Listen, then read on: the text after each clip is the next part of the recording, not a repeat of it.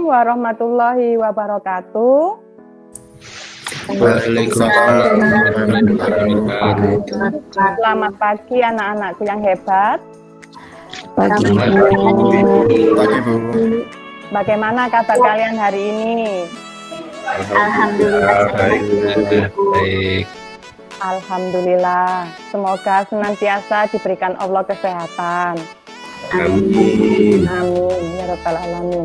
Ayo, siapa yang belum hadir di pertemuan hari ini?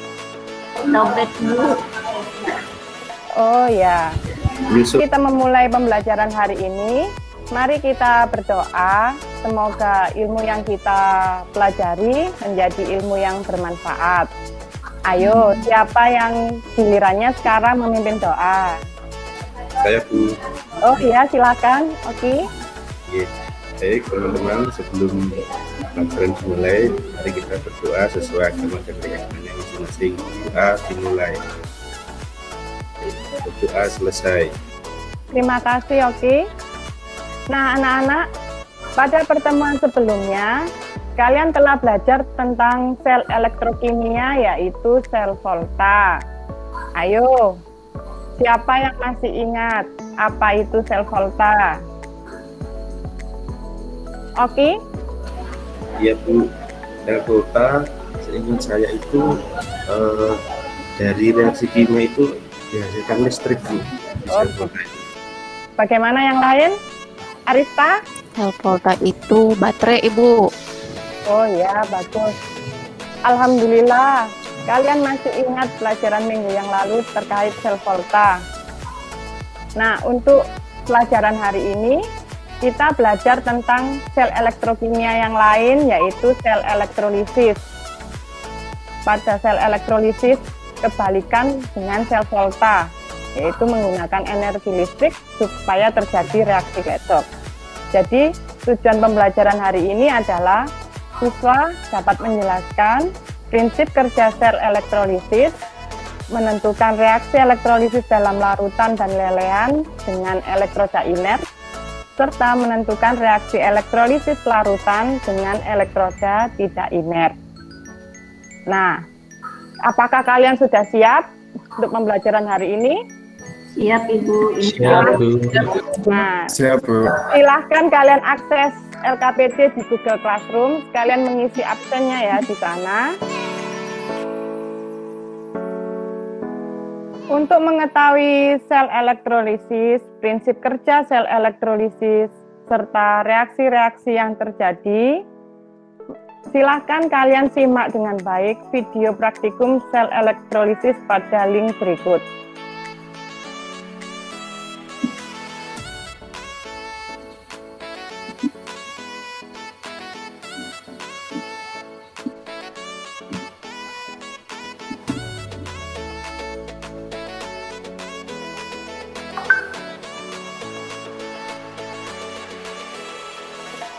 Silahkan kalian tulis pertanyaan terkait dari menonton video tersebut di dalam bagian yang kosong ini. Siapa yang mau menyampaikan identifikasi masalah? Ya, silakan. Dewi, ya. Nah, yang kedua Bu, reaksi apa yang terjadi di anoda? Wah, bagus sekali. Ya, silakan dicatat teman anak-anak. Yang lainnya? Saya Bu. Ya, Wahyu. Bu, apakah harus memakai baterai atau sumber arus lain bisa? Nah, bagus. Tulis juga di situ nomor 3. Yang nomor 4 siapa? Saya Bu. Ya, silakan. Hani. Nah, pertanyaan-pertanyaan yang sudah kalian tulis tadi, bisa kalian temukan jawabannya melalui kegiatan berikutnya, yaitu pengumpulan data. Silahkan kalian kumpulkan data hasil pengamatan berdasarkan video praktikum elektrolisis KI di bagian ini. Silahkan kalian gunakan buku. Kalian melakukan kegiatan pengumpulan data secara mandiri. Selanjutnya, silahkan kalian berkelompok untuk mengerjakan kegiatan pengolahan data. Untuk mendiskusikan pertanyaan dan jawaban yang ada di lembar bagian pengolahan data, silakan kalian akses Google Classroom. Di sana sudah saya sediakan form untuk kegiatan diskusi.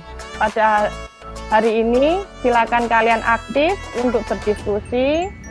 Akan saya lihat dan akan saya beri respon pada proses kegiatan diskusi kalian. Oke anak-anakku yang hebat, sekarang saatnya verifikasi hasil diskusi kelompok. Kelompok siapa yang akan mempresentasikan hasil diskusinya? Silahkan. Kelompoknya Robert. Bagaimana dengan tanggapan dari kelompok yang lain? Apakah ada tanggapan? Sama Bu kelompok kami. Oh, kelompoknya Oki juga sama jawabannya. Yang lain bagaimana? Oh ya. Oke, luar biasa sekali pembelajaran hari ini. Kalian semua hebat dan aktif dalam pembelajaran. Ayo, siapa yang akan membantu saya menyimpulkan pembelajaran hari ini? Jadi kalau bedanya dengan sel volta, kalau sel volta kan reaksi kimianya menghasilkan listrik. Kalau elektrolisis itu justru reaksi kimianya harus pakai listrik, Bu.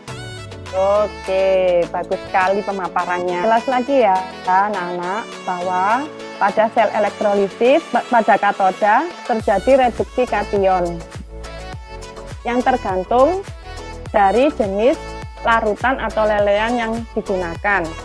Jika zat yang digunakan berupa larutan yang memiliki nilai E yang lebih rendah dari air, contoh pada logam golongan 1A, 2A, aluminium, dan Mn, maka air yang akan tereduksi, seperti pada PPT ini reaksinya ya.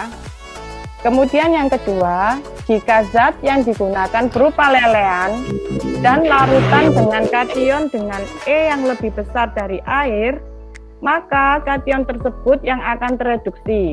Seperti itu, bisa kalian lihat di PowerPoint. Selanjutnya pada anoda terjadi reaksi oksidasi anion. Nah, kalian harus ingat di anoda ini tergantung dari jenis elektroda yang digunakan. Jika digunakan elektroda aktif, misalkan PT, karbon, AU, elektroda aktif ini biasanya disebut elektroda tidak inert. Maka elektrodanya yang akan teroksidasi. Jadi reaksinya seperti di PowerPoint ini. Kemudian jika elektroda yang digunakan adalah inert, misalkan PT, C, atau AU, maka anion yang akan teroksidasi. Nah, anion-anion itu bisa berasal dari anion basa, OH-, maka ion OH-nya yang akan mengalami oksidasi. Selanjutnya, jika anion berupa ion halida, maka ion halida yang akan mengalami oksidasi. Dan jika anion berupa sisa asam oksi, maka air yang akan teroksidasi. Reaksinya bisa kalian lihat di PPT atau kalian bisa lihat di bahan ajar dan buku paket kimia. Nah, alhamdulillah anak-anak, pembelajaran kita sudah mau mencapai akhir. Sebagai penilaian pada pertemuan hari ini, silahkan kalian buat kesimpulan dalam bentuk peta konsep yang kemudian kalian unggah di Google Classroom. Sekian untuk pembelajaran hari ini. Sampai jumpa pada pertemuan mendatang. Terima kasih anak-anakku. Tetap semangat belajar dari rumah. Tetap jaga kesehatan. Mari kita tutup dengan ucapan Alhamdulillahirabbil alamin. Alhamdulillahirabbil alamin. Assalamualaikum warahmatullahi wabarakatuh. Waalaikumsalam warahmatullahi wabarakatuh. Waalaikumsalam warahmatullahi wabarakatuh.